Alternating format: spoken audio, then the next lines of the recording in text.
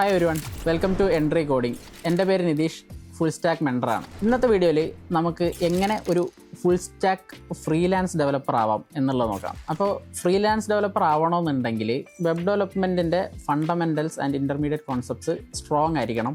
Like ഇപ്പം full stack developer ആണെന്നുണ്ടെങ്കിൽ front എൻഡും ബാക്ക് എൻഡും നല്ല രീതിക്ക് അറിഞ്ഞിരിക്കണം. അതിൽ വെബ്സൈറ്റ് ഡെവലപ്പ് ചെയ്യാൻ അറിഞ്ഞിരിക്കണം. പിന്നെ അതുകൂടാണ്ട് എങ്ങനെ വെബ്സൈറ്റ് ഹോസ്റ്റ് ചെയ്യാം. ഇപ്പം ഹോസ്റ്റ് ചെയ്യുന്ന പ്ലാറ്റ്ഫോംസ് ആയിട്ടുള്ള വെർസൽ, റെൻഡർ ഇങ്ങനത്തെ പ്ലാറ്റ്ഫോംസ് ഒക്കെ ഉണ്ട്. അത് മെയിൻറ്റൈൻഡ് സെർവേഴ്സാണ്. അപ്പോൾ അങ്ങനത്തെ സെർവേഴ്സിൽ എങ്ങനെ ഹോസ്റ്റ് ചെയ്യാം. അതേപോലെ VPS സെർവേഴ്സ് ഉണ്ട്. ഇപ്പം നമുക്കതൊരു സെർവറായിട്ട് കിട്ടും. അതിൽ കോൺഫിഗറേഷൻസ് കാര്യങ്ങളൊക്കെ നമ്മൾ തന്നെ ആയിരിക്കും സെറ്റപ്പ് ചെയ്യേണ്ടത്.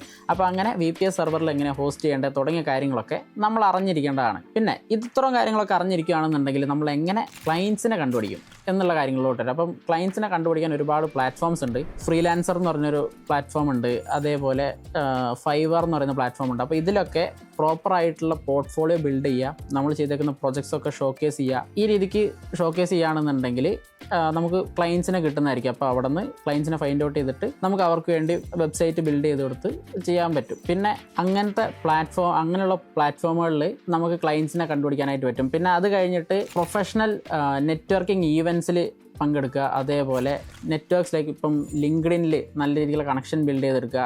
പിന്നെ ലോക്കൽ ബിസിനസ്സസ്, ഇപ്പം നമ്മുടെ അടുത്ത് കൂടുതലുള്ള ബിസിനസ്സസ്, അവരെ പോയി അവർക്ക് വേണ്ട കാര്യങ്ങൾ, ഇപ്പം ബിസിനസ് ആകുമ്പം പല പ്രോബ്ലംസും ഫേസ് ചെയ്യുന്നുണ്ട്. അപ്പോൾ ആ പ്രോബ്ലം സോൾവ് ചെയ്യുന്ന രീതിക്കുള്ള വെബ്സൈറ്റ് നമ്മൾ ബിൽഡ് ചെയ്ത് കൊടുക്കാം. തുടങ്ങിയ കാര്യങ്ങളൊക്കെ പറഞ്ഞുകൊണ്ട് അപ്രോച്ച് ചെയ്തുകൊണ്ട് നമുക്ക് എന്ത് ചെയ്യാം, ക്ലയൻസിനെ ഫൈൻഡ് ഔട്ട് ചെയ്യാൻ പറ്റും. പിന്നെ നെറ്റ്വർക്കിംഗ് ഈവൻസിന് പോവുക. ഇപ്പം ഒരുപാട് നെറ്റ്വർക്കിംഗ് ഈവൻറ്റ്സ് നടക്കുന്നുണ്ട്.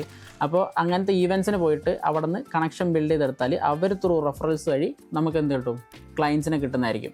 പിന്നെ അതുമല്ല എന്നുണ്ടെങ്കിൽ നമുക്ക് സ്റ്റേജ് 3 എന്ന് പറയുമ്പം കമ്മ്യൂണിക്കേഷൻ മസ്റ്റാണ്. നമ്മളിപ്പം ഒരു ക്ലയൻറ്റിനെ കൺവിൻസ് ചെയ്ത് അവരോട് നെഗോഷിയേറ്റ് ചെയ്ത് നമുക്കവരെ ആ പ്രൊജക്റ്റ് നമുക്ക് തരുന്ന രീതിക്ക് നമുക്ക് എന്ത് ചെയ്യണം, സെറ്റ് ചെയ്തെടുക്കണം. അപ്പോൾ അതിന് പ്രോപ്പർ കമ്മ്യൂണിക്കേഷൻ സ്കില്ല് വേണം.